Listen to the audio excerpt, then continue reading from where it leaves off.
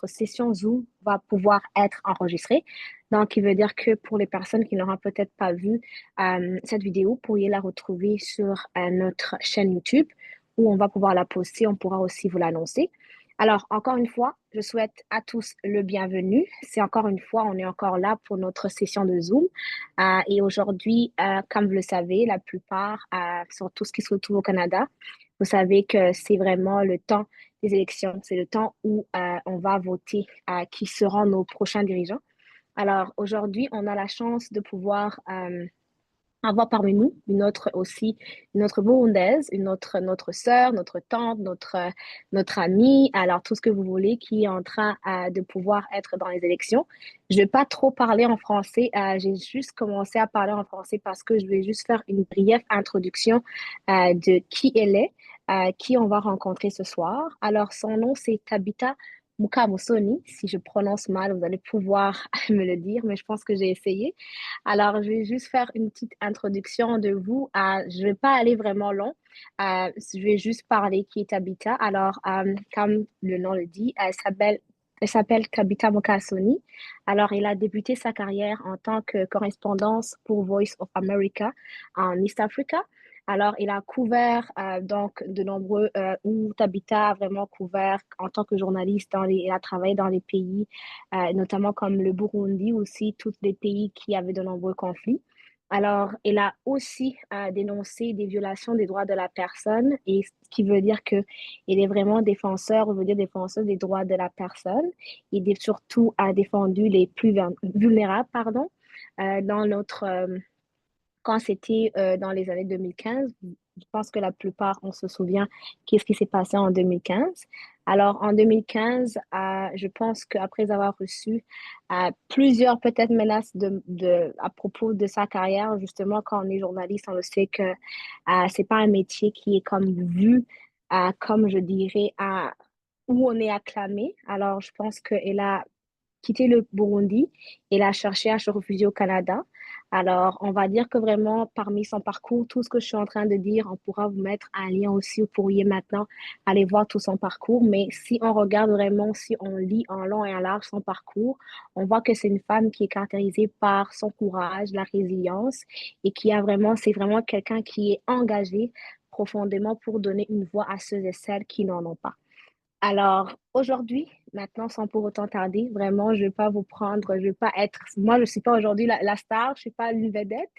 Alors, aujourd'hui, je vous donne la bienvenue, Madame Tabitha Mukasoni, et je vais encore le dire, uno munsi turashobora kuvuga mu Kirundi, turashobora kuvuga mu Congereza, nuko gusa icerekeye biographie, cyari mu kico kirimi tuvuga ngo ni kinofunofu c'igifaransa, rero ntataye umwanya mwinshi, nagira twakire kandi Tabitha Mukasoni, ndabahaye ikaze, umwanya ni gwanyu.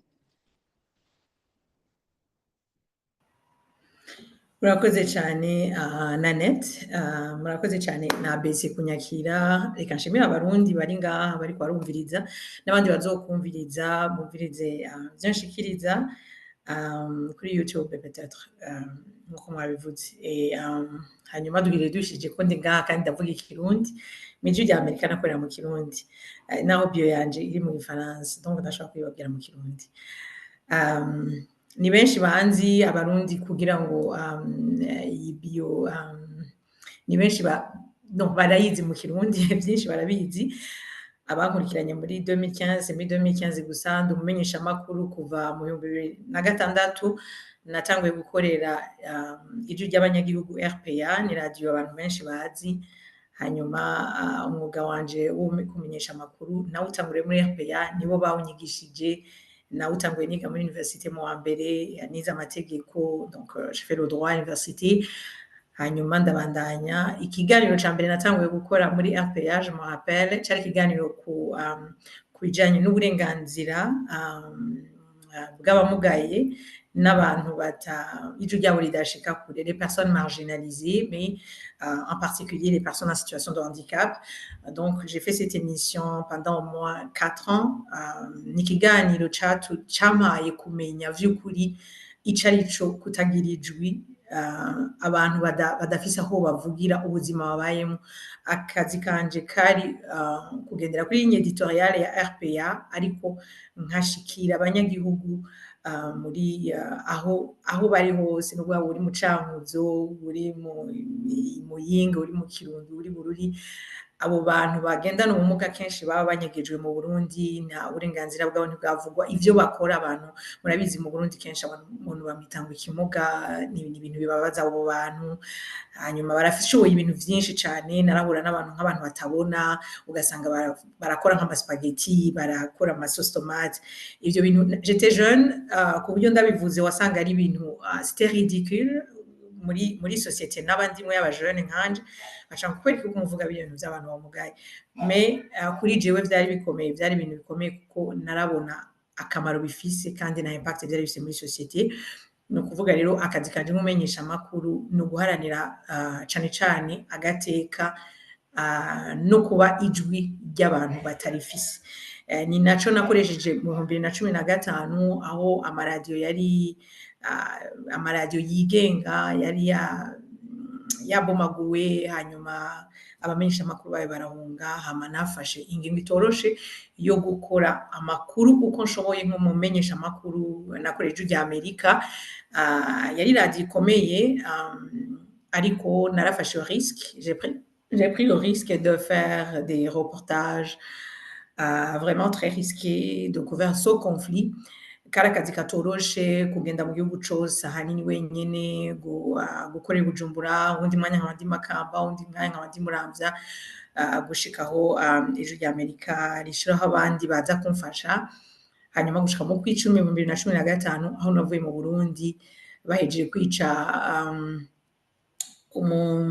uwo nokwita notre yari umukolege yakora muri radio television nationale, uwo bita Christophe Nkezabahizi, bicaye n'umuryango wiwe. Niyo nkuru ya nyuma nakoze mu Burundi, et puis nca ndagenda, nari ku murongo w'abandi bategerezwa kwicwa. Hanyuma nari maze gushaka guhunga inshuro nyinshi ku kazi, bansaba guhunga inshuro nyinshi. Hama nkavuga ngo no, reka nguma aha, ndazi ko ari benshi cane bishika bakabikora. Hari abahasize ubuzima, hari uwitwa Charlotte Mugwaneza yakora muri Olicom. C'était une amie de la famille, c'était vraiment une personne très proche de nous. Et puis je me rappelle quand il a été tué le jour même où j'ai quitté le Burundi, niho yabaye arrêté, c'est là où il a été tué. Et puis hari haciye indwi zibiri nabajije umugabo ndamubaza ati Charlotte aracaba mu Cibitoke, parce que je couvrais toutes ces localités, Cibitoke, Mutakura, nari narakoze amakuru ya itariki imwe y'ukwezi kw'indwi, murazi harishwa abana babiri na papa wabo b'amahasa n'abandi bantu, bien sûr hishwa abantu indwi canke barenga uwo munsi, ariko ku Mutakura, ariko abantu benshi bazi uyo munsi ko kuri abo bana babiri b'amahasa bicanye na papa wabo, kandi bari abana batarakuze n'imyaka 18, babishe ndi harya. Malheureusement nta kintu nashoboye gukora, barantabaje abantu bari kuri 8 numéro 41, baransaba ati urashobora kudutabariza. J'étais là, mais ntivyashoboka, bishwe narashobora kugira ico mvuze, polisi ntiyanyemereye kwinjira. Donc nico ndibaza abarundi ahanini bomenyera ko ndi umenyesha amakuru. Hanyuma nabonye ikibazo ca mbere ABC yambajije tutarinze kurandira, ati ni kubera iki wahisemo kuja muri politike, mbega n'ikintu wari usanganywe canke ni ibintu vyashitse kubera umwanya. Rero narashitse muri Canada muri 2016, narahisemo kuja muri politike. Kuva muri 2017 naragenda gufasha muri Parti Libéral naho muri Ottawa, narafashije muri bénévole umudepite yitwa Mona Fortier, umushinga amateka yitwa Mona Fortier. Igihe yatowe bwa mbere naragize bénévolat, narabaye observatrice de ces élections. Hanyuma naragize porte à porte, naragize amapel. Niho nabonye ni mbega kubera iki tutaja muri politike, kandi politike twebwe naho tutayijamo, ariko politike iradukurikira aho tugenda hose. Niba ndi muri Canada uyu munsi, ni kubera yuko politike ariyo yatunyuza muri Canada, ni kubera politike mbi y'igihugu ciwanje yatumye nza muri Canada kuko ubuzima nari mfise mu Burundi bwari bwiza nari gushobora kuguma mu Burundi abana banje bakabaho neza n'abandi banyagihugu bakabaho neza ariko naje gusanga ndi umumenyeshamakuru n'ivyo ndavugira abanyagihugu ndashikiriza ibibazo bitagenda neza muri société n'ivyo nkora no ngaha muri Canada ntwara une radio communautaire muri Saskatchewan ntwara organisation communautaire aussi c'est na centre culturel ariko naravuze ni hariho ibibazo vyinshi abanyepolitike niba ugiye ufise uwo mutima ushobora guhindura kuko ijwi ryawe rirashika ico kibazo uragishikiriza uriye kuhicisha ku bandi nico gituma navuze ni reka nje muri politiki kuko aho tugenda hose politiki iradukurikira ubuzima bwose tubayemo bwa politiki nibaza ko ibindi nza kuvyishura bambaje ibibazo nibaza ko nagerageje ku rezima sino parcours yanje ni ndende mugabo nduyo ndumuvyeyi mfise abana bane umugore w'umugabo ndafise umugabo ndubatse ndafise umuryango muri Canada ndi aho mba muri Saskatchewan ndi kumwe na mama wanje na mukuru wanje naragiriwe amahirwe mama wanje nawe yarahunze mu Burundi inyuma yuko bampindagije baragiye gukurikira mama wanje vyaraciye mu binyamakuru iwacu yaravyanditse bari bazi ko nahungiye kwa mama irome naragiriwe amahirwe ndamukurayo yego ni ibindi ngira ngo turaza kubandanya Yego murakoze cyane nagira ndabashimire cyane gose ndanakunze ingene muvuze yuko nkuko mubivuze byari mu bibazo tuza kuganirako nkuko kuntu mweje kuvuga tuti mbega donc politique ntiwayigiyemwo kubera ko ngo nyene ni ibintu byari bishitse ngaha canke iki ariko no kubera ko kuva na kera mugitangura umwuga wanyu wa journalisme ni ikintu guharanira agateka k'umuntu canke des personnes vulnérables ni ikintu camye kiri mu maraso iwanyu ariko nashaka kubabaza none turumvise yuko ego vraiment politique ni ikintu cari muri mwebwe est-ce que ngenda kivuge mu gifaransa abantu ndaza kugerageza kugufishira mu kirundi none avec vraiment votre expérience professionnelle en tant que journaliste kandi en tant aussi que leader communautaire ko turavyumvise n'akazi mukora mutwara centre communautaire une fois élu, quelle contribution pensez-vous apporter aux Canadiens, aux Canadiennes au niveau fédéral? Ndashaka kivuga mu kirundi kinyaza ko ndacagerageza une fois mushoboye kuba mutowe niki ikintu mwoshobora kwa experience singe navuga mu kirundi ni experience abarundi benshi barashoboye exactement mushobora kugira en tant que leader et aussi en tant que journaliste en fait. Ok, mushaka ndavyishura mu kirundi canke mu gifaransa muri vyose donc on mélange. Oui, on va mélanger vraiment. Ok. Ninatogwa nigiki nzofasha société? Exactement. En tant que normalement journaliste, mais aussi en tant aussi que leader dans la communauté, comme on est communauté, comme leader communautaire, je veux dire. Alors pour clarifier, donc je gère une organisation communautaire. Oui, je suis leader communautaire. Mais si je gère cette organisation communautaire, c'est l'organisation communautaire que je gère détient aussi une radio communautaire. Donc, je gère aussi une radio communautaire. C'est pour cette raison d'ailleurs que j'ai pris le rôle parce que j'aime la radio, je suis passionnée par le journalisme, je suis vraiment une journaliste passionnée. Donc, même si je suis leader communautaire, des fois, je travaille comme journaliste. Dernièrement, j'ai fait une entrevue avec Richard Freeland, j'ai fait une entrevue avec différents politiciens. Et puis, c'est l'organisation que je dirige, qui gère aussi un centre culturel. Donc, je chapeaute les trois. Iryo shirahamwe ryo ngaha ni shirahamwe ryo muri communauté niko narivuga ariko ntwara ni radio ivuga igifaransa ni radio ikora mu gifaransa niyo radio yonyene ibaho muri Saskatchewan ikora mu gifaransa. Saskatchewan ni province natiko hari n'abarundi benshi bari muri Canada batazi Saskatchewan ngo ni hehe bibaza yuko ngo iyo mvuze je mba muri Gravelbourg, c'est une communauté de moins de 1000 personnes ariko c'est une belle communauté. Ni communauté ni opportunité menshi ni pour communauté nagerageje gushira imbere na cyane cyane iyo ndiko ndarecruta je recrute souvent des jeunes burundais de la communauté burundaise qui ont moins de 30 ans avec le projet Jeunesse Canada au travail. Je les initie en journalisme kugira ngo ndabe ko babikunda ndabe ko baba nabo nyene ijwi rya communauté zacu da communauté zabo bari kuko journalisme n'umwuga mwiza, n'umwuga ugutuma umenya ibintu vyinshi kandi n'umwuga ugutuma ufasha abantu batari bake. Ati rero ninatorwa nzokora iki? Ninatorwa nzoba rya jwi ry'abanyagihugu n'ubundi. Rya jwi noneho nshika muri parlement nkavuga ngo oya iki kintu nikiriko kirakorwa gitegerezwa gukorwa. Apana rya jwi nza kubaza ngo kubera iki mutakoze ibi? Ryaje nza kuvuga ngo dutegerezwa gutora iri tegeko kuko iri tegeko riza gukingira abanyagihugu bacu. Dutegerezwa niba immigration bayivuze ko iki kintu hier d'ailleurs ça tombe bien hier j'étais dans un débat avec les autres candidats dans ma circonscription on est 5 candidats baratubaza ibibazo bitandukanye c'était un débat en anglais hanyuma barabaza ikibazo ca immigration par exemple twebwe turaba immigrants kandi Canada yubakiye kuri immigration nta muntu n'umwe kwirengagiza yaba abemera immigration canke abatayemera nabo nyene barabizi ko bavuye sont des produits de l'immigration en fait d'une manière ou d'une autre rero nk'ikibazo ca immigration urabona dufise abaganga benshi par exemple muri société muri communauté yacu abarundi narabaye muri Ottawa abaganga ba médecins batwara uba c'est abaganga b'abarundi gusa bari ba Turki abalibani abayirani donc kubera bureaucratie par exemple kubera ko urasaba ugashika muri Canada waje ngo mu travail qualifié ugaca kugira ngo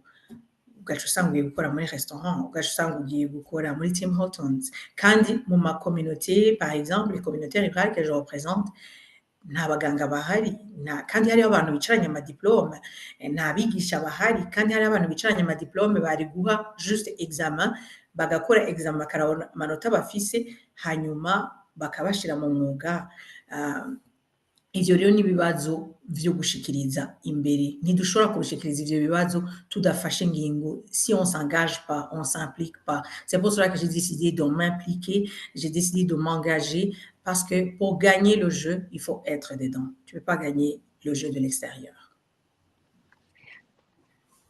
Merci. Merci beaucoup. Ndakunze ako kantu uhereje ko ati tu ne peux pas gagner le jeu en fait uri à l'extérieur kuko nibaza ko kenshi nkuko mwabivuze mugitangura hari ukuntu twibaza ngo politique c'est seulement pour une catégorie de personnes mugabo nibaza ko politique twese iraturaba kuko quand haje ibintu by'amadecision ayo madecision afatwa adufata ko twese uko muri catégorie buri umuvyeyi udafise abana ufise abana uko udakora amakategori ashaka kudufatamo hanyuma nagira nje ikindi kibazo nuko twaza guma tuvuga Canada ko niho turi ko niho muri ko muritoza exactement turamaze imisi tubona ibiriko biraba ku vyerekeye amatax vyerekeye le pouvoir d'achat turabizi yuko tubonye n'ivyo Trump vyashitse kubera muri États-Unis kubera Trump arashaka kubaza ati none dans le contexte actuel où le pouvoir d'achat diminue où le nombre d'immigrants acceptés au Canada aussi est en baisse et avec aussi une récession à l'horizon, pourquoi voter en fait pour le Parti libéral? Non seulement pour vous, mais vraiment pourquoi voter aussi pour votre parti, comme la running au Parti libéral? Yeah, David, kandi n'ikibazo ciza, c'est une bonne question parce que effectivement, vous êtes la BC, on est ici pour la BC et puis il y a tant de Burundais dans tout le Canada. Et puis, pourquoi la communauté burundaise devrait voter pour le Parti libéral? Et d'ailleurs, je suis sûre qu'il y a pas mal de Burundais qui vont voter pour le Parti libéral. C'est beaucoup. Et d'ailleurs, je remercie vraiment tous les Burundais qui m'aident. Je suis en Saskatchewan, il y a peu de Burundais dans ma communauté, dans ma circonscription, mais je reçois du soutien, des dons de la part des Burundais. Vraiment, un grand merci pour votre soutien, pour votre encouragement, pour vos encouragements. Donc, n'abanu vraiment bashigikiye narabonye ko bashigikiye ma collègue comment il s'appelle encore de London Ariel Kayabaga ni vyiza cyane nukuri n'umuco mwiza kandi merci à la BC ni abarundi nibo bariko baramfasha kugira bénévolat baragira ama appel bakiyandikisha nka bénévole kuri ligne yanje tabitamukamusoni.liberal.ca ugiye uragira appel uriyandikisha nko mu bénévole ugiye uragira don nukuri merci beaucoup. Alors sinkekeranya yuko ari abarundi bashobora kuba bari muri parti conservateur bavuga bati kuri ico kibazo kubera ko harabayeho ikintu le parti conservateur Pierre Poilievre nta kindi avuga taxe carbone yavuga Justin Trudeau est parti mugabo je ne doute pas que Justin Trudeau yakoze ibintu vyiza. Sinduta yuko, je ne doute pas que le Parti libéral nous a beaucoup aidé en tant qu'immigrants. Si on est ici, uyu munsi hamwe hotorwa Parti conservateur au Canada, turaba nko muri États-Unis, il faut demander à nos compatriotes qui sont aux États-Unis, bariko babaho ibiki, bariko babaho gute, mbe bazoca basubira mu Burundi, bazoja hehe, bariko bararondera ngo mbe ko twaguze inzu ngaha tuzoja hehe, none dushaka ko muri Canada naho tubaho gutyo. Ni ukuvuga ngo kugira ngo Parti conservateur nije ku butegetsi kuko gushika uyu munsi Pierre Poilievre il s'est jamais prononcé sur la question avec les tarifs de Donald Trump. Comment il va collaborer avec Donald Trump? C'est pour cela qu'on doit voter libéral. Quand vous parlez de la vie chère, moi je suis une mère de 4 enfants. Je sais qu'est-ce que c'est la garderie, $10 par jour. Je sais combien c'est important. C'est ça qui me permet de travailler. C'est ça qui me permet d'être directrice d'une entreprise, d'une organisation. C'est ça qui me permet de faire mes ambitions parce que je peux mettre mes enfants dans la garderie et je peux payer moins cher, $10 par jour. Avant, on payait des milliers, n'est-ce pas? Alors, est-ce que c'est pas un programme qui nous aide à faire face à cette pauvreté, à faire face à cette cherté de la vie? Et puis, hariho kandi ikibazo c'amenyo nk'abantu benshi baba bakiza badafise umushahara munini, revenu nini ishika ku 80,000 baragenda kwivuza. Murabizi ko kwivuza amenyo muri Canada ni ikintu kizimvye cane. Sivyo? Ni ikintu kizimvye cane. Iki kintu ni Parti libéral yagishizeho. Iki kintu ni Parti libéral yakidefanze. Les pensions ku bantu bakuze, aide sociale. Abantu kenshi nitwumva sindumva muranumva ejo narabwiye abantu bariko turiko turaganira turi muri débat avec la chambre de commerce. Les gens, certains politiciens continuent de propager ce message comme le Canada est un pays, comment dire, it's a broken country. Canada is not a broken country. Twebwe turabizi nk'abarundi. Benshi muri twebwe turi ngaha turazi aho twavuye. Turazi igihugu icari co kuvuga ngo igihugu carasambutse. Est-ce qu'on peut dire que le Canada c'est un pays il est détruit? Non. It's not.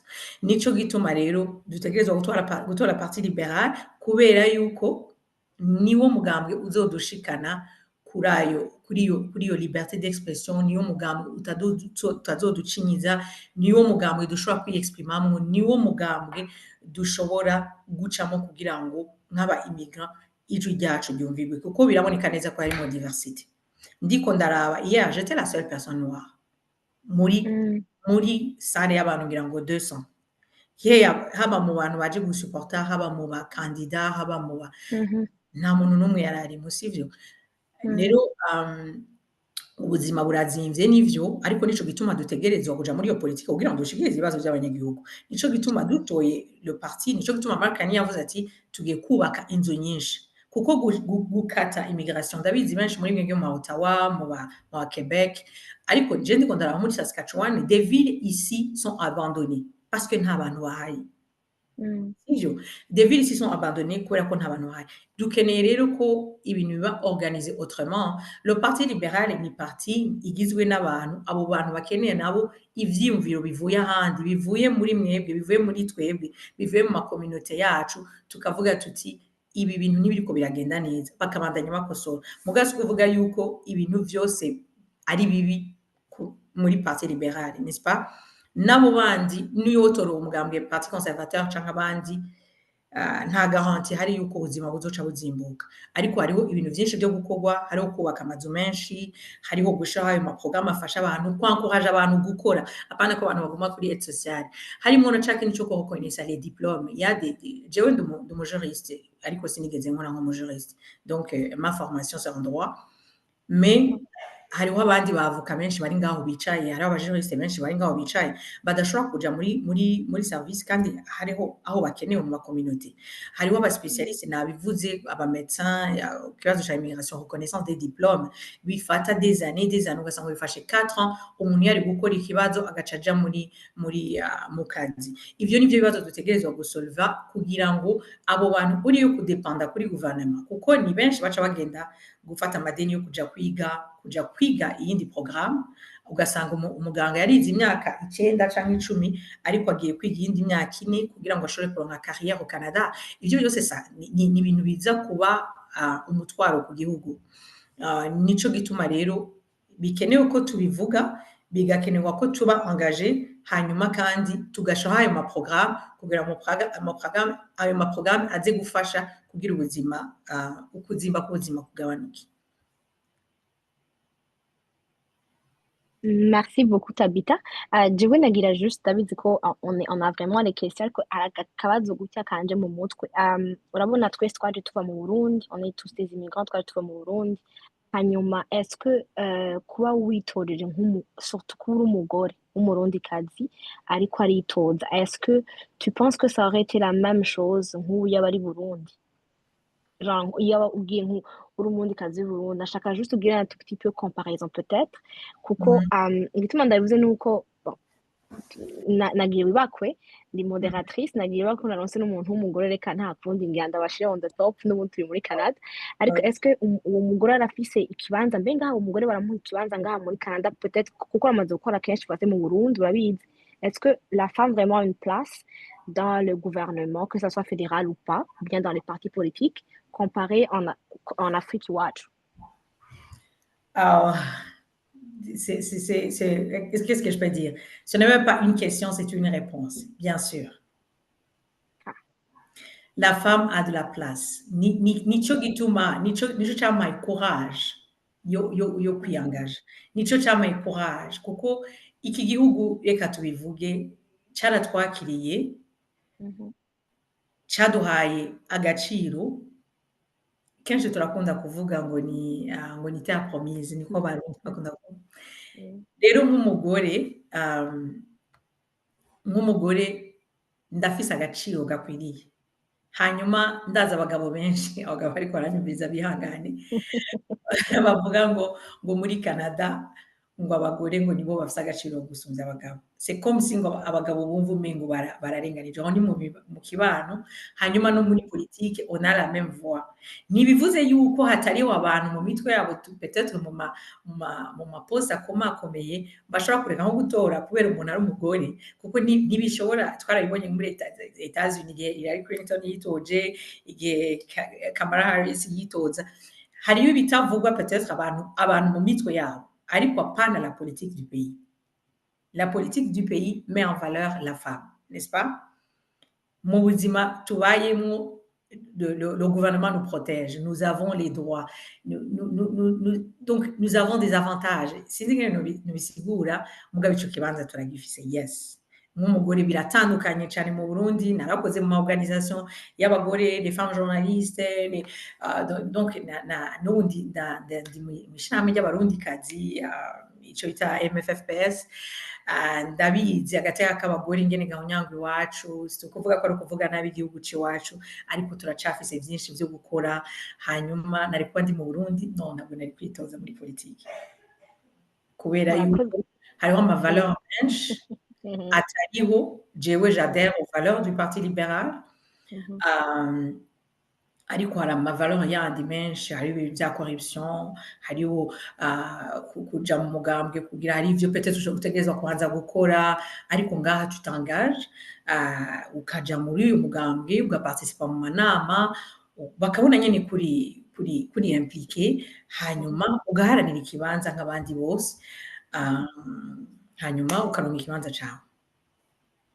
Merci beaucoup. Gituma ndabibaje nuko justement ndazi ko benshi usanga bafise ubwoba peut-être de se lancer muri iyo ndayita niyindi, c'est vraiment une autre vie, c'est vraiment un autre monde. Ariko nashaka imbere yuko tutandukira à la période de questions-réponses, nashaka juste, même si c'est en 2-3 mots, 1 ou 2-3 conseils woha umuntu wese qui veut peut-être se lancer, non seulement ne pas se lancer seulement muri course politique, mais aussi peut-être adhérer à umugambi, bon, tuwita umugambi ngaha, kuko je pense que ici c'est pas pareil qu'en Afrique. Un petit conseil wotanga, pas seulement pour les femmes, David, que je pense les femmes, mais aussi que ça soit aussi toute autre personne, que ça soit homme ou femme, qui voudrait vraiment soit aller adhérer à une partie de ou vraiment running as quitoda tout simplement.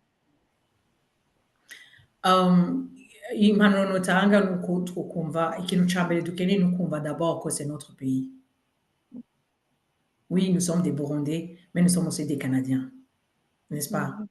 Mhm. Mhm. Nu- Dutegerezwa kumva ntabwo abandi bantu aba bose twasanze ngaha baravuga ko ari abakanadi ariko kenshi Mhm. dusanga twumva ko turi abakanadi ku gipapuro kw'izina sivyo ico nico kintu ca mbere dutegerezwa kumva ko turi abakanadi ni igihugu cacu ico gihugu cacu rero kugira ngo twishure nabo ivyo baduhaye kuko baraduhaye vyinshi baratwakiriye baraduhaye amazu baraduhaye ah, ubuzima donc novuga gute iyo ugishika uranka aide sociale kubera ko udafise ubushobozi twaraprofise y'amaprograme yabo ahari bashizeho nitwumve ko ni uruhara rwacu natwe rwo kuja c'est notre devoir de contribuer au développement de ce pays qu'on appelle notre chez nous. C'est notre chez nous. Le Canada, c'est notre pays. On doit contribuer. Et pour contribuer, et pour faire partie de ces beaux programmes, il faut mettre tes efforts. Il ne faut pas t'attendre à ce que tu reçoives quelque chose. Il faut qu'on s'attende à donner aussi, à offrir quelque chose. Alors, pour offrir ce quelque chose, vous pouvez, donc les gens peuvent participer dans par exemple, les conseils municipaux. Hariho amanuzi yacu reka tuzi ku kibazo ca drogue par exemple tubona Mhm. Mhm. n'abanyarwanda cugarije kandi si communauté y'abarundi n'abanyarwanda gusa n'amakommunauté yose y'abayimmigrant kandi n'amakommunauté y'aba bantu bo twasanze ngaha nayo nyene arugarije n'ico kibazo indero iva hasi hanyuma niba dushaka gusureva ikibazo turiko turabona mu miryango yacu ico kibazo turiko turabona mu miryango yacu turakibona kiriho no mu yindi miryango si ukuvuga ko kiri mu miryango y'abarundi gusa nico gituma tugiye kugira ngo bashireho amapolitike natwe twaparticipyemo au niveau yo hasi ku rwego municipal hanyuma hakaza ku rwego provincial hanyuma hakaza ku rwego federal jewe ndiko nditoza ku rwego rw'igihugu urwego federal ariko kugira ngo tumenyeshe abarundi petete batabizi abarundi ngira ngo n'abanyarwanda baza kumviriza mu rurimi hariho inzego zitatu muri Canada hariho conseil municipal mubamo ngaho onye hariho muri municipalité ya ubamo hariho le gouvernement provincial niho mubonamo mufise abaministre provinciaux abadepute hari abadepute bitoza urwego provincial hakabaho n'urwego ruri federal kandi aho hose haratorwamo amategeko kandi aho hose haratorwamo des politiques muri ico gihe rero iyo wiyangaje urashikiriza icumviro cawe kubera ko ntibazomenya ivyo tubamwo batabizi ndazi ko nk'ibintu vya education par exemple abana kw'ishure turashika muri iki gihugu ugasanga ndamaze kubibona mu miryango myinshi ugasanga abavyeyi bashitse no kurondera amahera naje muri Canada il faut que nirukanke inyuma y'amahera ariko ugasanga twibagiye imiryango yacu ugasanga babagabo bacu Nanette wari kurambaza ngo mbega ngo nk'umugore ngo bigenda gute kwitoza muri Canada il est vrai que le Canada nous protège, il est vrai que le Canada nous valorise. Mugabo, il y a aussi ama culture yacu twavanye iwacu. Est-ce que mon mari arampermeta kwitoza? Mon mari arampermeta ko je participe politike y'igihugu ndimwo ca Canada? Est-ce que yumva ko nca ndamuganza? Est-ce que yumva ko nca mu wundi muntu? Canke jewe ndaja kwitoza mbega nca ndamurengera? Ivyo nivyo bitangurira mu muryango iwacu kuko mu muryango iwacu ni mu Burundi hanyuma societe tubamwo ni muri Canada rero bitangurira muri changement de mentalité hanyuma tukamenya ingene tubaho ntituri abagore kubera ngo dufise amategeko atugenga kugira ngo tuce turengera abagabo bacu ariko kandi abagabo bacu bumve ko ubuzima bwo muri Canada ni ubuzima bw'abantu bose abantu bose barangana ntabwo ari hahandi ngo muri Afrika ngo umugabo niwe ngo ari hejuru ngo umugabo ngo umugore non oui le mari c'est le père c'est le chef de famille umugabo qui doit respecter sa femme qui doit respecter les enfants hanyuma tukaja hamwe kugira ngo twubake umuryango wacu byose bihera mu muryango iyo rero twumvikanye mu muryango byose birashoboka n'umugore nawe umugabo wiwe amaze kuja kwiyangaja muri politique arakeneye soutien y'umugore wiwe n'umugore la même chose n'abana bacu kubeduka. Rero nariko ndavuga nti nk'ikibazo ca education y'abana usanga nk'abavyeyi agenda mw'ishure agenda mu kazi ugasanga abana bashize ku ruhande, ugasanga umwana yagiye mu bindi canke naho ugasanga kw'ishure ntituzi ingene systeme igenda. Ivyo vyose bisaba engagement muri communauté zacu, guparticipa muri izo politike zo muri communauté. Apana kwicara tunindiriye ngo je ngo nashitse ngo ipfo kungenda ngo kurondera ndazi ko benshi petete baraza kuntera amabuye kuri ico kintu uvuze ngo ndaje kwicara ngo no ngo ntugende gukora kubera ukeneye aide sociale, ntugende gukora kubera ukeneye invitation ya gouvernement, ntubuje ngo uve muri Ottawa kubera niho batanga les maisons subventionnées. Non, renseignez-vous, hariho ayandi ma province, ayandi ma ville, kandi hose muri Canada hari ubuzima kandi bwiza. Nta Canada ya kure ibaho, nta Canada ya kure ibaho, aho uza gusanga si tu conduis 2 heures pour arriver à l'aéroport, peu importe, ariko urafise ubuzima, urafise amazi, urafise amatara, urafise akazi keza, hariho ubuzi buri ahantu hatandukanye mu mavile mato mato atari nk'aho muri Ottawa canke muri Quebec canke hehe, hariho ubuzima buri ahandi kandi dushobora guprofita nk'abantu abaresident bo muri Canada canke abanyagihugu ba Canada tugakontribuwa kandi natwe bikatugira akamaro. Nico gituma nashoboye gukora umwuga wanje, nico gituma nashoboye kuba directrice d'une radio communautaire. Benshi barambaza bati comment tu es devenue, comment tu diriges une radio au Canada? C'est parce que j'ai accepté de quitter la grande ville. J'habitais à Ottawa, dans une maison subventionnée comme les autres. Mugabo narafashe décision igoye ndasohoka ndava muri iyo confort hanyuma ndabona ivyiza vy'ahandi. Kandi nagira ndababwire ko dans les petites communautés na education y'abana iroroha, il y a moins de stress. Abavyeyi baba bafise abana bato bato, je sais ce que c'est le stress au Canada. Pour les familles ufise umubebe wa 2 mois ugategerezwa gusohokana umwana wa 5 ans.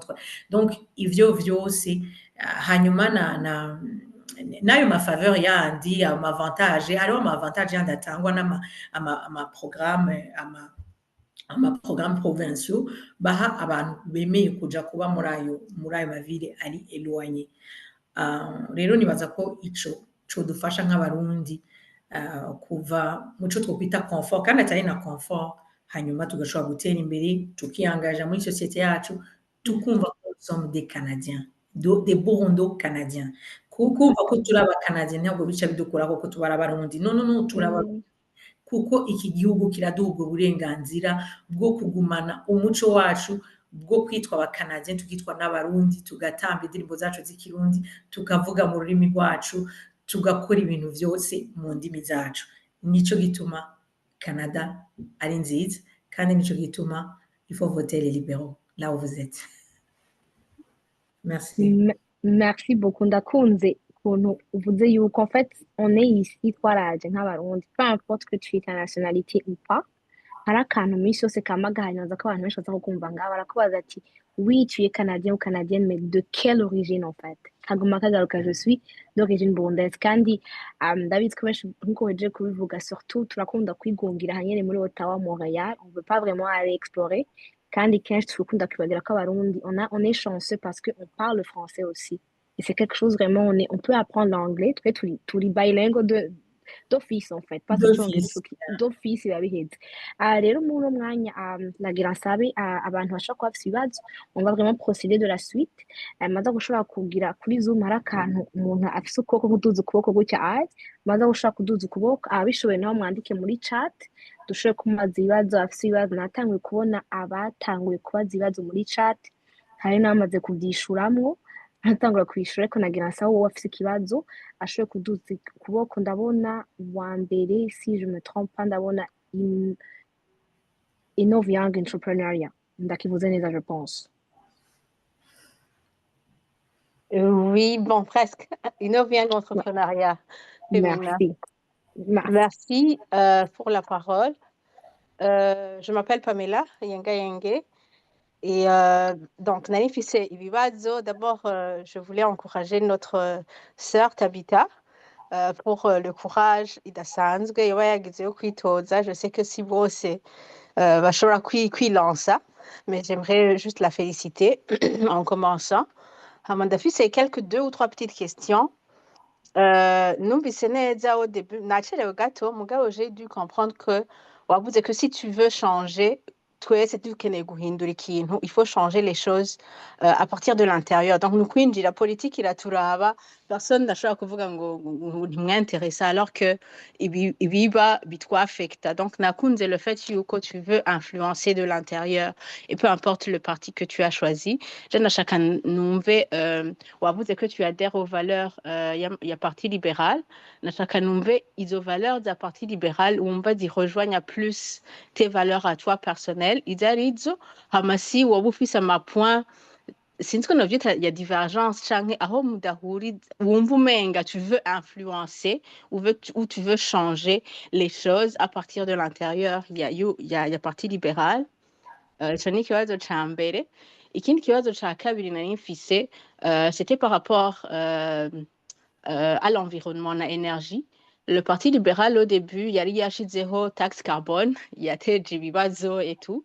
Hama maintenant le même parti avec le leadership ya Carney iheruka kuyikuraho. Donc moi je me demande wewe position yiwawe par rapport à ça, c'est le même parti qui a instauré ikintu hama mu nyuma iragikuraho. Après même le parti conservateur aussi nayo nyene yarumva yaguma irevendika ko taxe carbone bayikura.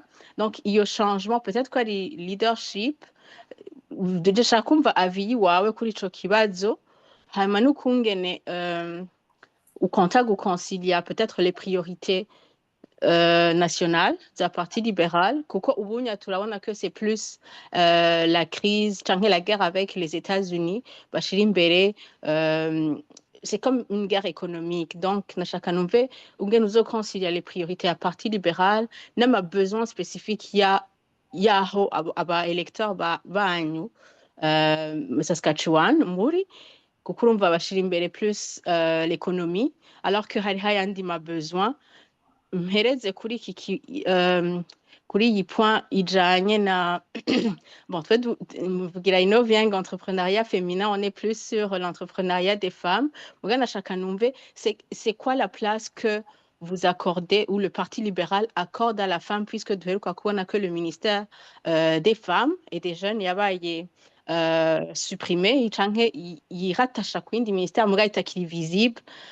Que pensez-vous yiyo stratégie idimanganya canke idagishira en avant les femmes comme avant? Donc ni yihe engagement wewe de ton côté de façon concrète ushobora gufata à ce niveau pour les femmes et les jeunes issus de la diversité. Bon, je pense que c'est ça. Merci. Merci beaucoup, Pamela. Je pense que Tabitha, tu peux commencer avec ces 3 questions. Hagize uwundi afise ikibazo ashobora kuduza ukuboko twabonye ndatwara n'ibibazo biri muri chat. Hariho bagenzi banje ngaha bariko barabira muga tu peux commencer avec ces 3 questions, c'est correct. Merci beaucoup, Pamela. Et merci beaucoup pour ton encouragement. Je me permets de tutoyer tout le monde. Et puis, vous pouvez aussi me tutoyer. Je n'ai pas besoin d'être vous voyez. Je suis une seule personne. Atilero, ikibazo cha mbele, j'adhère aux valeurs du Parti libéral. Oui, bien sûr, je ne vais pas être membre du Parti libéral sans toutefois adhérer à leurs valeurs. Hanyuma, les valeurs du Parti libéral auxquelles j'adhère, c'est d'abord la justice sociale et l'égalité des chances. Parce que je me dis que, en tant que femme noire, d'origine africaine, le Parti libéral est inclusif. Hanyuma, cette inclusion des minorités, ça fait partie de mes valeurs. Nabi dit, peut-être ce que je ne peux pas dire ici, mais il y a une question qui m'a été posée par un membre de la communauté ici, un ami qui est très croyant. Il m'a posé la question si je soutiens l'avortement en tant que chrétienne. Moi, je suis chrétienne, je suis catholique, et puis j'ai grandi dans une famille catholique.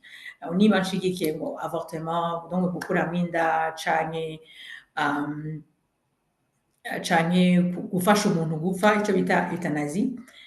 Naramwishuye ko nico ngira nawe ndakwishuriye Pamela, kuko sinza kuvuga toutes les valeurs du Parti libéral ngaha, mugabo il y a la politique publique, il y a une politique publique et une croyance, des croyances individuelles.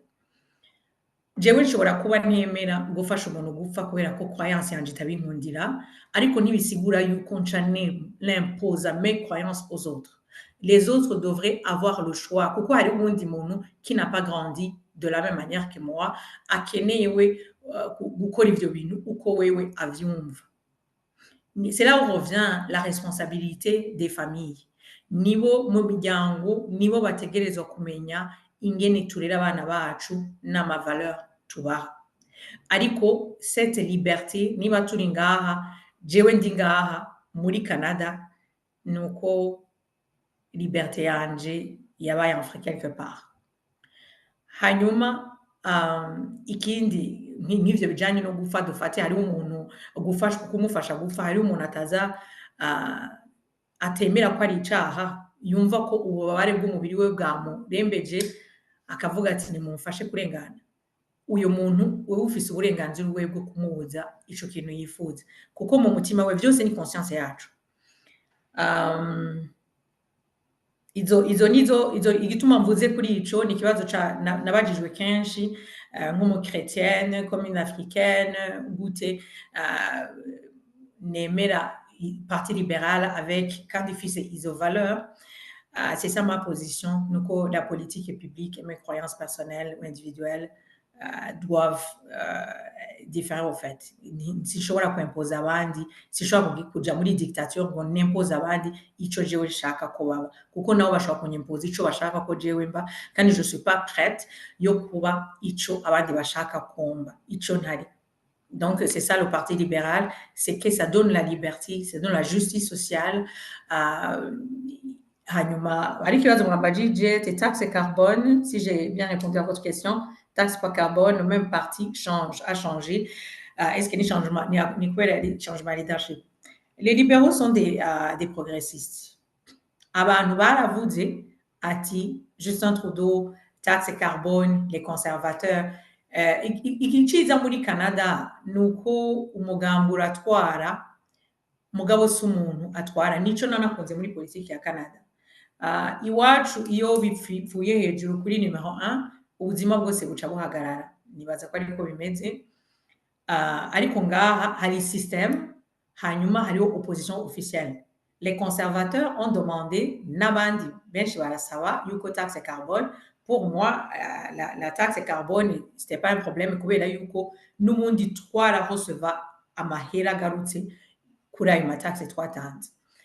Ariko Mark Carney, la première chose qu'il a faite, yarayikuyeho iyo taxe carbone, twarumvise, donc le Parti libéral a écouté, yarumvise abanyagihugu, none si vyiza iyo umutegetsi yumvirije abanyagihugu hama agakuraho ivyo abanyagihugu badashaka. La majorité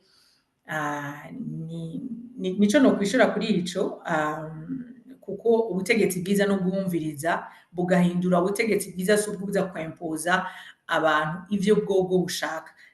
Oui, le Parti libéral a des valeurs, mais cela ne veut pas dire que le Parti libéral ne peut pas progresser pour un changement positif pour tous les Canadiens. C'est pour le bien des Canadiens que Mark Carney a enlevé, je ne suis pas sa porte-parole, mais c'est pour le bien des Canadiens qu'il a enlevé la taxe carbone. Hanyuma, ikibazo cha gatatu, c'était égalité pour tous. Non? Ikibazo cha gatatu chari qui est, pardon, Pamela. Au ministère des Femmes, c'est ça? Est-ce que Pamela a son micro ouvert? Justement, c'était vraiment le ministère des Femmes. Je pense que Oui. ils supprimer ou ils ont rattaché ça sur un autre domaine, je pense. Guhindura izina rya ministère, c'est comme le ministère des langues officielles yahinduye, hanyuma les Québécois on dit que ngo ni ukuvuga ko mu Gifaransa kitari imbere, ntabwo ari byo na gatoya. guhindura le nom des ministères umuntu wese arafise uko abona ibintu twese twiyumvira gutandukanye donc niba kuri epoque ya Justin Trudeau harabayeho amazina ya naya si ukuvuga yuko guhindura izina ry'ikintu de toute façon ntibavuze ngo les femmes ngo ntibazosubira kubaho ngo ntabwo ngo les droits de la femme ngo ntizosubira kuvugwa ntabwo bimeze nko muri États-Unis yavuze ngo inclusion ngo hari ngo nta inclusion izosubira kubaho ngo les minorités ntibizosubira kubaho non c'est juste le nom du ministère qui peut être échangé peut-être muri kuko ivyo bibazo muri ko muratanga uyu munsi ibibazo dutanga uyu munsi ni ukuvuga ejo bundi si le parti libéral est élu nivyo tuzohindura nk'abadepite nivyo tuzoja gusaba ati reka dusubire tureorganiser kuko makani yato iminsi mikeya kugira ngo aze kuorganiza les élections ivyo bibazo muri ko muratanga nivyo bizoshigwa imbere hanyuma abantu hasubire kuba une certaine réorganisation des ministères canke la nomination des ministères nibaza ko le nom atari igihambaye ni politique. J'ai répondu à tes questions, Pamela? Je pense que oui. Hein. Merci. Je dis que Pamela, si je pense qu'elle est satisfaite de si on a oublié quelque chose.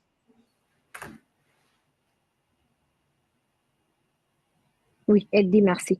Alors, nabonye muganje juste un peu dans les commentaires hari umuntu mugani watwamaze kucisha umuntu yabajije ngo ushaka guterera mbega hariho limited conseil par la géographie ni kuvuga yuko twe twige nk'abantu turi muri Ontario canke Quebec kandi bashobora guterera canke it has to be abantu bari muri Saskatchewan hari n'uwabajije bashaka kumenya en fait circonscription yawe niko bivuga aho uriko running also. Okay. Ndabona hari uwamwishuye muri chat. Circonscription yanje yitwa Moose Lake Center Lanigan. C'est une grande circonscription. C'est vraiment très vaste. C'est difficile même yo kuyicamo yose muri campagne. Igituma ari nini cyane ni kubera yuko ni kibazo cha population. Saskatchewan il est moins peuplé par rapport aux autres régions du pays. Rero kubera ko hariho amaville usanga harimo abantu 100 harimo amaville usanga harimo abantu 200 nababwiye ko village bamwe b'abantu 180 n'abandi donc abantu badashika igihumbi ivyo bituma duca tugera circonscription nini cyane yitwa Moose Lake Center Lanigan hariho ville yitwa Moose niyo irimo abantu benshi bashika 40,000 hanyuma hariho n'izindi ville aux alentours Dundurn, Lanigan, Outlook n'utuville twinshi duto tugenda turi muri iyo circonscription harimo donc bien sûr na Gravelbourg hanyuma abantu bashaka guterera bien sûr murashaka guterera nabivuze nk'itangura murashaka guterera muciye kuri tabitamukamusoni.liberal.ca iyo ni lien yanje ikigushikana kuri site web hama ucugenda kuri site web hariho igifaransa n'icongereza urahitamo ururimi rukorohera hama hari ahantu handitse don canke donate hariho ahanditse benevola canke volunteer hariho hanyuma urahitamo ico ushaka gukora ukritse ko barakubaza amazina yawe ugashira amazina yawe hanyuma ushaka guterera ugatanga don ugashiramwo ama information yawe ya bancaire hanyuma bazobaha ama reçu l'argent va directement à l'association du parti hanyuma ayo mahera baca bandungikira je nkashobora gukora campagne kuko ni birasaba amahera menshi cyane birasaba uburyo kwideplacer nabwiye ko ari ahantu hanini cyane hariho nka ville nshobora kugendamwo iri muri circonscription yanje hariho différent ugasanga nza gutwara 3h30 donc c'est vraiment vaste izo dons zirafasha cyane hanyuma na benevola murashobora kuyikora mutari muri circonscription yanje ico mudashobora gukora mutari muri circonscription ntimushobora kuntora malheureusement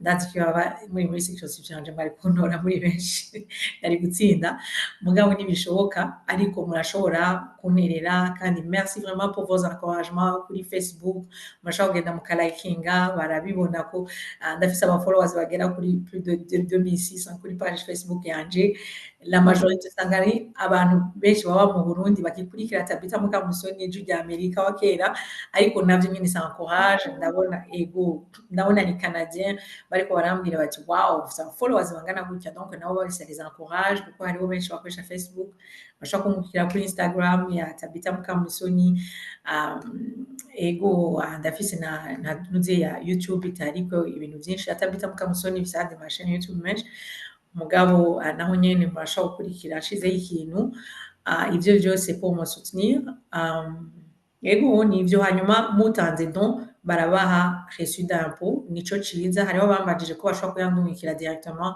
bakoresha Interac, ntaco vyo bamarira, nta nico nanje urumva iyo baramahera ngiye kurya jewe nka Tabitha, ariko siyo nkeneye kuri mwanya, nkeneye kugira campagne kandi namwe mukeneye ko wagize watanze amahera baguha baragusubiza 75% yayo watanze muri retour d'impôt. Urumva il faut ko muyatanga muri association muciye kuri ya lien, apana ugiye muri parti libérale, ndazi ko ari benshi baronka lien ya parti libérale bakabwira ngo urashaka kugira bénévolat, ariko ushaka kuyarungika directement kuri campagne ya Tabitha uca ugenda kuri iyo lien tabithamukamusoni.liberal.ca, bica bo baca babironka bakabona ko baronse information ari amahera yabaye cotisé kuri nom ya Tabitha Mukamusoni.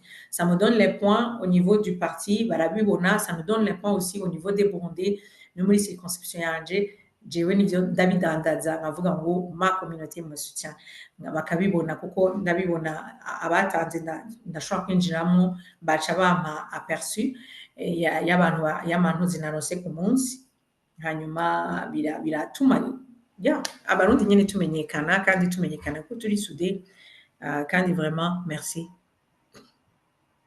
Merci beaucoup. Muri bénévolat, ico bashobora gukora, pardon Nanette, ni kugira ama appel. Donc ni ushobora kugira porte à porte, mugabo vous pouvez faire des appels.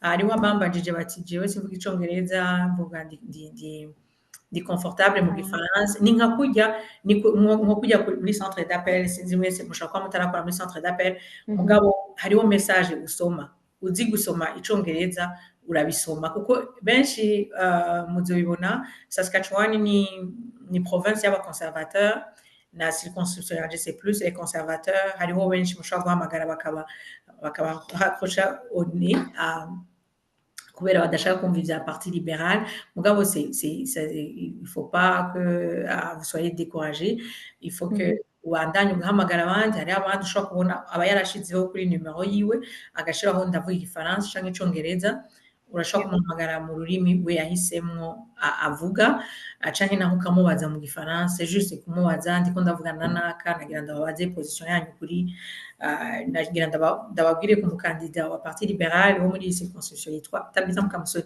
Donc hariho message iri yanditse muca musoma ugiye muri système. Iyo rero wiyandikishe mu bénévole, le système te donne accès au numéro de téléphone de ma circonscription, des gens de ma circonscription. Murakoze cyane, merci beaucoup. Alors ndabona Olivier Masabarakiza qui a aussi levé la main, donc ijambo ni kwanyu. Bonsoir tout le monde. Mwanyumva? Yego turabumva. Ok. Bon, c'est deux questions. La première question, c'est les commentaires. Bon, un peu suivi l'autre personne j'ai tantôt. Vous voulez que j'explique à ma valeur personnelle, mais ma valeur WC publique, si je ne me trompe pas. Est-ce que c'est possible? C'est quoi tes valeurs personnelles? Parce que je n'ai qui nous réalise que par exemple, il y a un avortement, qu'il y a une transgender. Ça, c'est ma première question. Ma deuxième question, pourquoi vous êtes c'est le parti, c'est pas l'individu. Mais tout cas, on est totalement content avec le bilan de Trudeau sur les 10 dernières années. On est connu à un changement. Le parti Itoire, si ce n'est pas la personne. Ni wiki yoba fise canke nimba lo parti Itoire kuko na kabina fisubu la majorité n'abari muri Trudeau. None iyo changement azogira iri différent de Trudeau yagize niyihe si c'est le parti Itoire, si c'est pas la personne. Merci. nagira mbaze ikibazo Olivier mbere yuko agenda wihangane niki Justin Trudeau yakoze mwifuza nk'abanyagihugu ko cari guhinduka Macron atari gukora muri les 10 dernières années parce que dire que Justin Trudeau a fait que vous n'êtes pas content du bilan de Justin Trudeau durant ces 10 dernières années mais il faut préciser de toute façon ntidushobora kuvuga ngo Justin Trudeau n'a rien fait kuko ikintu ca mbere ni ukumenya qu'est-ce que j'ai appris au Canada nuko tubanza kuaprecia hanyuma tubanza kukuvuga neyamwe ariko si muri Canada gusa no mw'ishure twarize turiko turagira composition mw'ishure twariga ko urabanza ukavuga ibintu vyiza mukaza kuvuga cependant tukavuga ibintu bibi nibiki bitabanejeje mu vyo Trudeau yakoze hama kugira ngo umenye ngene nishura ico kibazo Kani sauf que je suis pas ici pour parler pour Kani mais ni giki atakoze neza mwege mutanezerewe. Bon, donc ça risque d'être un long débat, mais je peux donner les grandes lignes. On peut même aller par catégorie. Par exemple, on peut commencer à catégorie à immigration. Immigrant au Canada, je soutiens l'immigration. Mais nous, Trudeau a dit que là, la moyenne d'immigrants au Canada chaque année. J'ai fait un peu de recherche. Je crois qu'on corrige. Donc au Canada, autour de 250 000 à 300 000 personnes. Et ça correspond aussi comme ressource toi d'office, ça correspond par rapport à Mazuyuba chaque année. Mais puis Trudeau, après la pandémie ou durant la pandémie, nous kumenga baruguru imyango, donc les critères de sélection kumenga barazishize de côté. Donc on est passé kuri moyenne jusqu'à 400 000, 500 000 y'abantu binjira. Donc pour moi, qu'est-ce que ça veut dire? Ça veut dire yuko hinje aba-immigrants benshi atama ressources ahari. Donc atama ahari bashikiramo, atamashuri ahari bashikiramo, atamakartier meza bashikiramo. Donc ubushize abamigrants muri position où par exemple les jeunes garçons ils retrouvent bagiye mu madrogue, retrouvent bagiye mu bintu by'amagang, kubera le système n'avait pas les ressources pour bien les accueillir. Maintenant moi Canal qui yavuze ko supporta ijya Century Initiative bavuga ko muri Canada bashaka yuko dushika kuri 100 millions de personnes, tu vois. Donc nk'icyo umuzungu akivuza cyangwa itanu umuhasiste ari contre l'immigration. Je suis pas contre l'immigration, mais quand l'immigration n'est pas contrôlée selon ma ressource gifise, ça crée des situations très difficiles pour les immigrants zikabashira muri ma situation bari tante uja mu madrogue cyangwa uja mu zindi et ça et au bout du compte abamigrants biretrouvent actuellement on se réputation bigusumba yashikira muri système qui les a accueillis avec de bonnes ressources kuko nk'abamigrants bazo bwa mbere bararonka n'akazi bakiri mu macentre d'accueil mais barashobora kuza bakamara imyaka badakora. So alors déjà niyo côté ya immigration et deux hari umuntu yavuze kuri yo côté ya carbone, taxe carbone. Mwaka ni CV yiwe umuntu asutena une de la taxe carbone n'ubu unye nayo yayishize kuri zéro, la loi est toujours là. Est-ce que azoshika yikuraho quand le Parlement va reprendre? Il y a une question, le Parti libéral tarigari précise ituzi nimba yo taxe carbone bayikuyeho juste temporairement pour apaiser la population mwanya ma élection, mais la loi yo taxe carbone iracahari. Trudeau ku bintu yagize mu bijanye na pandémie guforsa kuko le Parti libéral, moi je soutiens le Parti libéral, même muri pandémie niho navuze ati sur le Parti libéral iyo yitwa ngo il y a promotion de liberté. Même muri pandémie il y a des gens qui ont perdu du travail. On a eu lockdown pendant 3 ans parce que j'ai refusé de prendre un vaccin. On a été censuré comme réseaux sociaux. On m'a posté à like WhatsApp, on a 30 jours sur le statut. Kuri Instagram, statut ingénieur sur Kurenza, 20 personnes à Dibonne. J'ai dû recréer notre compte Instagram. Le virus vient sur le Parti libéral. On a été censuré. On a censuré au Burundi. Pendant 3 ans, je ne pouvais pas prendre l'avion. Le Parti libéral a dit bigenda contre izo valeurs abagereza gupromotinga ngo bya liberté. Je peux continuer urashobora kuba débat ndende hari ibyo bya transgender nkuko wavuze ati urafise tes valeurs individuelles ariko ariko hariho des valeurs publiques donc nuba ushaka gupusa tes valeurs ku bandi bantu. Mais le problème avec agenda le parti libéral nuko ils sont en train de pousser ama agenda n'ivyo vy'aba transgender sur toute la population. Baforce abantu gukazi ngo bateza kukwigisha ibi n'ibi n'ibi, bashira amatampo mu matoilette y'abagabo. Tout ça, tu es en train de pousser tes valeurs ku bandi bantu. Ivyo ni ibintu bispoze kuguma nkuko wabivuze dans la famille. Nama sujet supposé quoi discuter dans la famille. Est-ce que moi, Connie, est-ce que je fais une approche différente? Si tu veux, je peux continuer. Mais allez, une vie, je sais que je suis pas à Lyon côté à crime. On peut faire un point, mais c'est un gars qui va débat, mais je veux juste, oui, je suis comme Mambaji, j'allais on peut commencer par ce point. Merci. Merci beaucoup, Tu Olivier. peux faire Merci. un résumé, Tabitha, si tu veux. Ego. Merci beaucoup, Olivier. Merci pour les précisions. Et puis, désolé que tu as subi ça. Mu Kirundi bavuga ngo nta mwongo uri sato ibidahizo, niko bavuga. Ndibaza ko uyo mugana no mu Kirundi.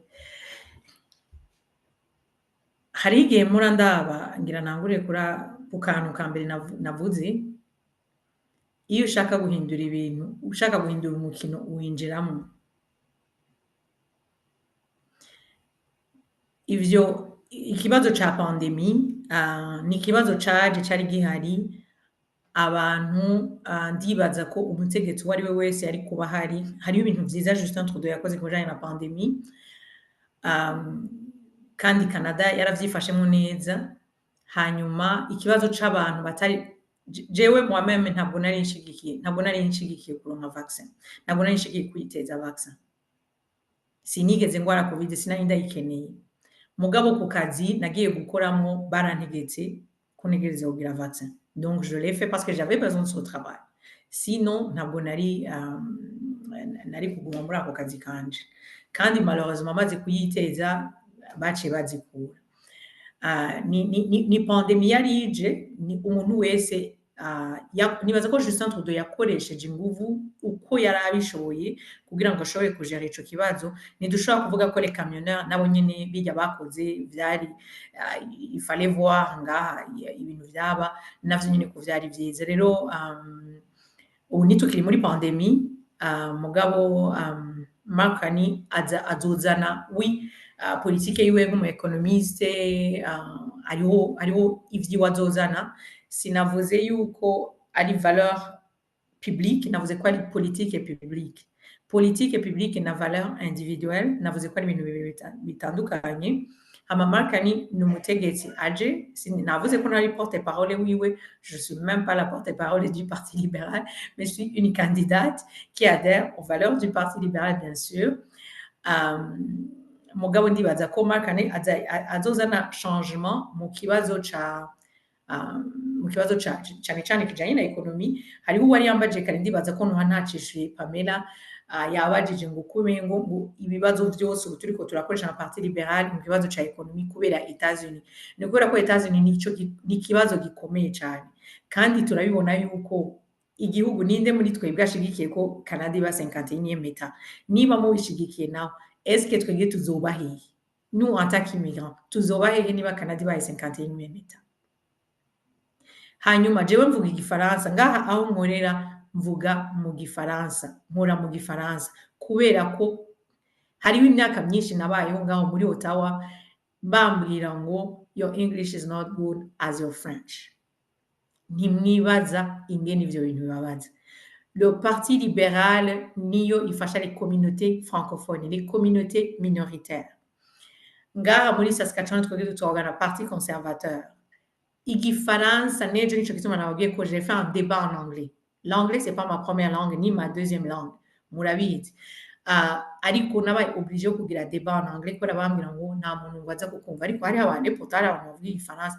Rero toutes ces valeurs, c'est kuvuga ko Parti conservateur yo cizana ivyiza gusumbyaho nayo nyene izoba ifise ibindi bitagenda neza nta nyambo ibura akanenge ariko hariho ibindi vyiza cane navuze garderie navuze dental care navuze pharmacare navuze les pensions ivyo vyose ni partie libérale yabishizemo tutaravuga amahera muri pandemie twaronse abantu batari bafise akazi abantu bari bakora batashobora kuja ku kazi ivyo vyose on a profité de ça hariho amaka isolé birumvikana navuze je suis désolée ko wasibishije ibintu nk'ivyo Olivier mugabo si ukuvuga yuko en général, la gestion de la pandémie itagenze neza. Justin Trudeau était très généreux. Ariko si ukuvuga yuko ko bica bimugira un monstre. Non, c'est pas vrai. Et puis quand je parlais de la au Canada, c'est pas j'ai pas dit que c'est le parti juste qui gère. J'ai dit qu'il y a un système. Ni ukuvuga yuko umutegetsi umwe nico gituma Justin Trudeau muri ko muravuga ngo hariho ivyo atagize neza ariko ça nous a pas affecté autant ku buryo wewe Masabarakiza aho uri aho wicaye ubuzima bwawe bwaciye buhagarara ngo ni kubera Justin Trudeau wewe ashobora kuba ari ka isole yawe ariko jewe Tabita Mukamusoni Nanette cyangwa undi munari nivyo byaciye bimwafecta ngo ubuzima buce buhagarara ngo kubera ko Justin Trudeau peut-être c'est mal comporté mu maso y'abantu bamwe bamwe rero ko Makani va changer les choses il a montré yarakuyeho taxe carbone hanyuma kuvuga ngo n'umuntu qui soutient la taxe carbone iyo ni speculation kuko turaba ivyo yakoze nituje kumwiyumvira ivyo azokora hanyuma Makani ne va pas gouverner seul il y aura des députés abandi bantu qui vont défendre jewe nowe muri abo bantu nzoba ndimwo qui va dire oh ibi bintu ariko mwari mwaravuze ko twabikuyeho kubera iki twabigumijeho aba bantu izi politike zitwagwa ziriko zirashigwaho dufate iyo politike ya transgenre mwavuze est-ce que comment elle est gérée cette politique là iki kibazo cha immigration est-ce que kibazo ni immigration kuko yaba ari kibazo ari immigration twese ni kwa twari kwa turi ngaha muri Canada ico Justin Trudeau yakoze cyo kwinjiza abantu ni ikintu cari gikenewe kuko mwege muba muri ko muraraba ngaho muri Ottawa mwica muri Montreal mukaraba aho hantu mukumva ko ubuzima ngo abantu bacu baje mu madroge ubuzima bwaranze nari nabivuze mu mwanya ndiko ndavuga magarira abarundi kuja ku explore ailleurs kuko hari ubuzima jewe yo muri ko muravuga ngo ikibazo cha immigration ngo abantu babaye benshi muri Quebec ahubwo plutôt Aulieu yo kuvuga ngo babane ngo immigration ubwo dukeneye gushiraho ku réorganiser ingene twakira abantu kugira ngo habivemo iyo déséquilibre entre les provinces hanyuma hari ikintu Makani yagumye avuga ati une économie pas très économique nous avons besoin d'une économie nous avons besoin que les provinces collaborent entre elles niho honyene dushobora gukuraho amabarrière ari entre les provinces kubera ko haba amabarrière entre les provinces amabarrière économique ngo ibingo vyavuye ngo muri Ontario ngo bigiye muri Quebec ngo bicaye kugwa amahera ngana guca ngo ibingo kubera izo barrières zose zihari ivyo bintu byose bivuyeho nibaza ko ari politique yo dufasha twese gutera imbere na immigration c'est la même chose niduke abakanadiens bonyene il faut ko badesida bakavuga bati mbega vyogenda gute kugira ngo Quebec ikolabore par exemple na Saskatchewan mu bijanye na immigration hariho programme yo muri Canada yitwa pour les francophones yitwa Destination Canada où le Canada les employeurs canadiens bagenda kurondera abantu travailleurs qualifiés mu bihugu bitandukanye kandi ni programme zikoreshwa amahera harimo mu Faransa za Cameroun les pays francophones za Maroc ariko izo programme jewe je me demande kubera iki badashiraho nko par exemple Saskatchewan igashiraho Destination Saskatchewan ikagenda ko recruter abo bantu bari muri Quebec no muri Ontario baje bahuze kuko je me dis que beaucoup d'immigrants baraza bagashikira ngaha muri izi communauté zacu bakababwira ngo nakara kubwira hewe je ndi muri Ottawa uraze muri Ottawa ni heza nari nabivuze hariho maison subventionné ngaha ushikira kuri rete sociale hewe barakubeshe yareka ashaka kugenda aho hantu banzuze kurondera impapuro ngaha bakakumvisha yuko ubuzima buri ngaho Ottawa na Montreal gusa alors que n'ahandi hantu ubuzima buhari hano muri Saskatchewan wewe uravuga ngo abantu ngo bariko barinjira ngo ni benshi abantu bariko barinjira si benshi muri Canada ngaha navuze amaville arimwo abantu ijana amaville arimwo 5 familles les villes qui ont été abandonnées parce que elles sont pas peuplées non izo villes dizo ba peuplées na jewe je suis employeur nda recruta nkarondera nka posta nka publia post nkamara amezi 6 ntararonka umukozi mfise salaire ya $30 nza guhemba uyu muntu uravyumva alors que hari abantu bari ngaho muri za Ottawa za Montreal bicaye badafise akazi bariko baravuga ko badafise akazi kubera immigration no ahubwo plutôt dukeneye ko organiza tukagira apana ngo immigration contrôle ahubwo tugashiraho akarabamo équilibre quelque part les provinces zigakolabora kugira ngo habeho ntihabeho hamwe haba benshi cyane ahandi hace haba abantu bake sinon le Canada c'est un beau pays hanyuma le parti libéral sa politique ni politique nziza ya immigration kandi sinibaza twe ko vyodufasha ni handi nko kwikunda kuvuga ngo jewe narashitse ko nashitse uwundi ntazi oya turakeneye ko nabandi baza ahubwo abo bandi baza twebwe twahashitse kera tubafashe kwiyintegra tureke kuguma muri za culture zacu zo kubabwira ngo vya bindi vyo umengo dushaka ibintu vya gusa kandi twaje gukora muri Canada sivyo nico kibazo kujanye n'amadrogue naho ngira ngo nico nyine cyo gushiraho les barrières hanyuma abantu bakabarete jewe c'est ça ma position ngiye muri parlement c'est ça que je dirais nuko il faut ko ntabwo ari abanyagihugu bajya bato bagurisha drogue ari bakeneye kuraba hariho les gros poissons izo gros poissons none ababikora ni bandi so il faut renforcer les services de police hanyuma na justice nayo igakora ndabona ko Olivier yasavye ijambo kandi merci beaucoup Tabita avant que dusaba kuri ijambo Olivier aza kumbabarira gato nagira ndabe ko atabandi bantu baba bafise des questions aussi nagira turabe aussi muri ndabona muri commentaire d'abord Olivier sinakwibagira ndaza gusaba guha ijambo juste dushobore guha n'abandi sinzi ko hoba hariho abandi avant que on puisse prendre donc des questions d'abord dans les commentaires dans le chat je m'excuse.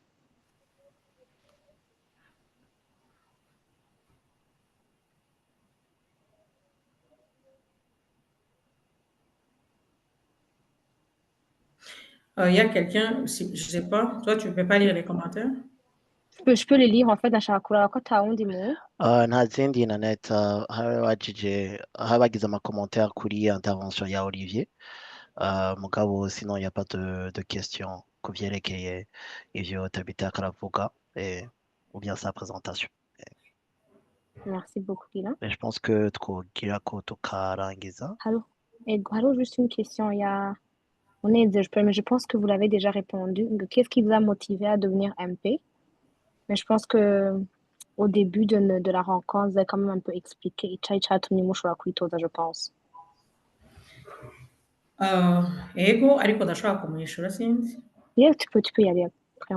Ni benshi bambaza cyane ico kibazo kubera iki witoje ego bari bambaje ati mbe none witoje kubera abese yari yambaje ico kibazo ati mbega n'ibintu wari usanzwe ufise ambition politique canke n'ibintu de circonstances navuze ko kuba nashitse muri Canada déjà nahashitse kubera politique nico gituma j'ai décidé de m'impliquer kuja muri politique kugira ngo nkine ndimo kuko mu kugira uhindura ibintu kugira uhindura umukino utegerezwa kuwukina urimo nico gituma n'ivyo bibazo Olivier yabajije n'abandi benshi babajije ibibazo ikibazo ca drogue mu mafamiye yacu ikibazo c'imanza peut-être zidacibwa ikibazo c'abana ivyo vyose none ko niba ngaha muri Saskatchewan abantu benshi barakunda kuvuga yongeye kugira porte à porte bakambwira bati none wewe gute witoje biba bina ridicule baramda bati what libéral kuko ni c'est une province vraiment conservatrice rero nkababwira ni ariko hariho abantu quand même que je représente n'est-ce pas hanyuma iyo bariko barandaba ndababwira ati none ko mwatoye conservateur iyi minsi yose iyi myaka yose iheze des décennies batoye conservateur kubera iki none baguma biduka kubera iki haguma hari ibibazo alors que les députés bari ngaha basiègent au niveau fédéral ce sont des députés conservateurs pourquoi ces choses n'ont pas changé si le parti libéral gagne les élections bakaba aribo bari kuri pouvoir none comment on peut changer ces choses si on n'est pas à l'intérieur si on ne bouge pas de l'intérieur nico gituma rero il faut qu'on s'implique niba tubona imiryango yacu nk'abayimigrant abana bacu bariko baragenda mu madrogue qui va le dire jewe nzobibariza nzoguma derrière le micro ndiko ndabaza umudepite aza kwishura kuri micro ariko niba ivyo bintu bindaba ndaza kubibaza ndi hariya mparanire non seulement agateka k'abo bantu muri circonscription yanje mais agateka de tous les Canadiens kubera ko hariho abandi bakanadye benshi baba abadepite barimo hariya batazi n'ibyo bibazo by'abayimigra ko bibaho batazi n'ibyo bibazo muri ko muravuga ko bibaho parce que ntibabibayemo nico gituma natwe dutegerezwa kujamo kugira ngo ijwi ryacu rishike kure ijwi ryanyu aho muri ivyo byose ivyo bibazo muri ko muravuga n'ivyo bibazo buri byabajije ati barabaye n'ibiki none gute ivyo bintu bitosubira kubaho peut-être habuze umuntu abavugira peut-être habuze umuntu yexplica je sens que yabonye ko yari solution parce que yaragize quand même patience hanyuma ya certainement arafata decision n'ahandi n'uwundi wese twe dutwagwa n'abaconservateur ga est-ce que mibaza ko byose biri twege na allocation ni allocation familiale pour enfants je pense na twebwe dufise muri Saskatchewan est-ce que ni kubera ko abari muri Québec abari muri Ontario bo batagize donc le parti conservateur n'abacapitaliste nico bazozana izindi programme zose twabeneficie twebwe kandi twifuza ko n'abandi bo benefice ariko bakazi benefice hariho limite ntituzozironka tant que parti conservateur zobitwara nico gituma iyo capitalisme yabo est-ce que wewe nk'umuntu nouvelle arrive nitwiyumvire handi ko ndabwira Olivier n'abandi bose bariko baranyumviriza nitwiyumvire uje naje nk'amazi imyaka 9 amazi imyaka 10 canke je naje nk'amazi imyaka 20 ngo kera ngo ntivyari bimeze gutyo twiyumvire cagiye twari tugishika ya programme natwe yadufashije ya programme ya aide sociale yadufashije ya programme ya Covid yadufashije si tu n'en as pas abusé mais tu avais besoin de ça non hanyuma cagihe bwabo hungiro waronse nabonye umuntu yavuze ngo le parti conservateur a déporté beaucoup de gens et Poilievre était son ministère ni ibaza umuntu wiwawe bamuzanye bagaca mu déporter canke wasabiye visa umuntu wiwawe urabizi neza ko bagira bamwice c'était mon cas est-ce que yo déporter na canja he uyu munsi nari kwa nkivugwa muri histoire nari kwa mvugwa Tabitha Mukamusoni harabayeho umumenyesha makuru witwa Tabitha Mukamusoni yagiye muri Canada baca bamusubiza inyuma baramwica c'est ça est-ce que ni ivyo dushaka rero nibaza yuko twokuyumvira tukiyumvira abandi les générations futures tukiyumvira n'abahari hanyuma ivyo guhindura Canada ni igihugu kinini gifise politique nini cyane politique donc ni igihugu kinini hariho ibintu vyinshi nabo nyene abategetsi badashobora kumetriza ariko nico gituma tutegerezwa kwiyangaja kugira ngo dukorere ku nzego zo hasi tuduga hejuru dushikirize ivyiyumviro vyacu dukore tube ini nka communauté yacu tube uni n'ayandi ma communauté nayo abesude hanyuma dushikirize dusabe ko ibintu bihinduka kuko je ne pense pas que tugiriye ku bintu biri négatif gusa ko ariho tuzohindura ibintu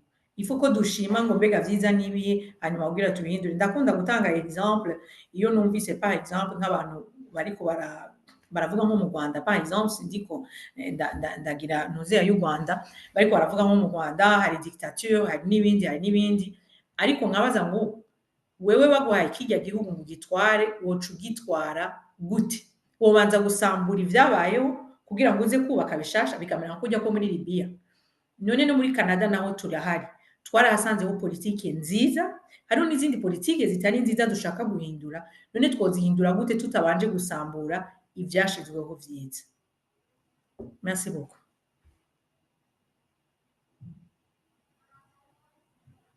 Merci beaucoup Tabitha. Alors nagira mpe ijambo witwa en tout cas vraiment ko il est vraiment 19h36 ngira mpe ijambo ijyanyuma ndatwara ama commentaire mess muri chat mugabo juste avant yuko mpa ijambo CEN nagira juste hari wabajije ati muri commentaire qui est Tabitha ma question mèche nagira juste aussi rassurer les gens donc Zoom il peut avoir enregistré donc toute personne vous pourriez kuja kuronka donc d'ici 2 ou 3 jours la fin de la semaine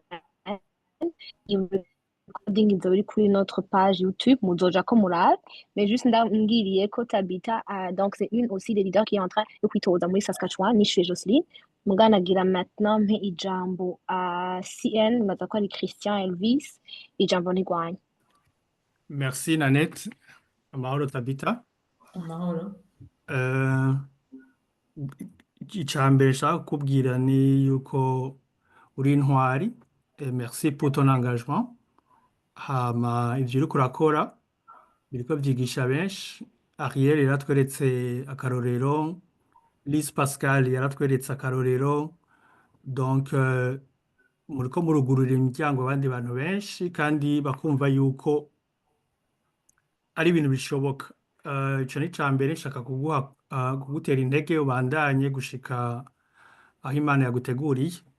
Hama ica kabiri comme question nashaka kukubaza, est-ce que mwoba mwariyumviriye kwirepresenta au niveau provincial canke au niveau municipal? Ikindi kibazo nashaka kubaza, muri sivyo ndakwipfurije muga ndabibaza comme question, mu gihe mutoshika muri parlement, est-ce que votre engagement va continuer? Dans 4 ans hazoba yandi matora canke mu yindi myaka ingahe? Est-ce que votre engagement va continuer au-delà y'iyi élection iri mu nzira? Hama je félicite aussi umufasha wanyu yabemereye kandi akabashigikira muri ico gikorwa, kuko sans le soutien ya famille ivyo bikorwa muba murimwo biragoye. Donc c'est très bien yuko votre famille iriko ibafasha ibashigikiye comme natwebwe muri communauté tugushigikiye, et bonne chance. Merci. Merci beaucoup. Est-ce que je peux répondre, Nanette? Oui, Alors, vous pouvez y aller, pardon. Pardon? Vous pouvez y aller, machin, ou yes. Okay, merci beaucoup. Merci beaucoup. C'était Sen? Christian Elvis. Hein? Elvis. Ah, Elvis. Merci beaucoup, Elvis. Merci pour ton encouragement. Yego, umufasha wanje ndamushimira uko nivyo bishoboka famille itagusutena parce que no mbere yo kwitoza no mbere yo kurubika ta demande mu mugambi wanza ko waza si la famille te soutient kuko numva haca habaho ibibazo. Hanyuma ikibazo wambajije ni est-ce que donc tu as voulu dire que si j'ai pensé à me présenter au niveau municipal et provincial avant? C'est ça? Kono wanashatse kwitoza au niveau municipal na provincial nivyo nico kibazo? Oui. Ah, okay. Oya nta na rimwe nari bwagerageze kwitoza au niveau municipal kuko je contribue dans ma communauté. Je suis Noara, organisation francophone de ma région. Donc je représente trois villes. Muri organisation francophone Noara, hama Noara, la radio communautaire francophone dans toute la province. C'est la seule radio francophone. Il y a une petite communauté. Ndibaza kuri ako kazi nsanzwe nkora hariho byinshi dukorana cyane na municipalité yanje, hariho byinshi dukorana au niveau provincial, même au niveau fédéral. Coco il a dit il fait des partenaires au niveau fédéral, au niveau régional, au niveau fédéral. Ntabwo ndabikora peut-être n'ibyo nzo kwibira mu nyuma sinzi ni biri muri ambition ziwanje pour le moment. Mais pour répondre à l'autre question, est-ce que mon engagement va continuer si je ne gagne pas les élections? Nabivuze yuko circonscription yacu ari une circonscription où les conservateurs vraiment dominent. N'abantu benshi nababwiye ko bandikwa, hariho n'abantu baba bafise n'ubwoba, tugahura bakambwira bati tugahura mwibara ndiko ndagira porte à porte bakambwira ati oh je vais voter pour toi, ariko sishobora gushira signe ku muryango w'iwanje kubera ko hariho abantu bambaye ama-t-shirt ya Trump, hariho abantu ibintu vya gutyo, urumva kubera bumva ko batagira batiyakira kumva basutena le parti libéral kuko vraiment ni aha haratandukanye cyane no ngaho muri est. Rero ntsinze ni vyiza cyane nivyo nifuza gushika muri parlement. Natsinze bien sûr je vais continuer. Hanyuma nagira ndababwire nyeje muri débat twari turimo avec les autres candidats j'ai appris beaucoup de choses en tant que journaliste, en tant que leader communautaire, représentant d'une radio communautaire. Kaka journalisme, kagaruka, le sujet va vous ni sujet à vétéran,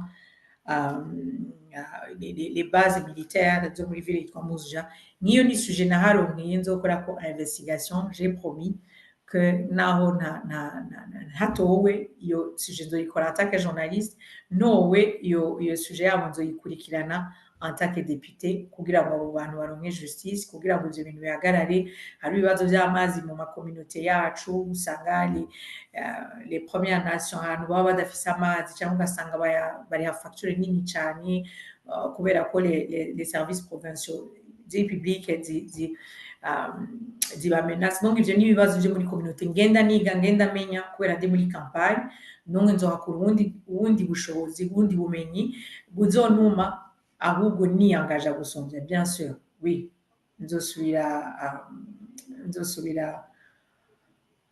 kuba umukandidate banyemereye muri iyo myaka ibiri tugifise ubuzima tukiri bazima. Yeah. Murakoze cyane, merci beaucoup Tabitha. Alors ni ukuri nk'uko bavuga mu Kirundi ngo amazi yazinsegetse ku nkombe, sinzi ko ndakivuze neza, murambabarira.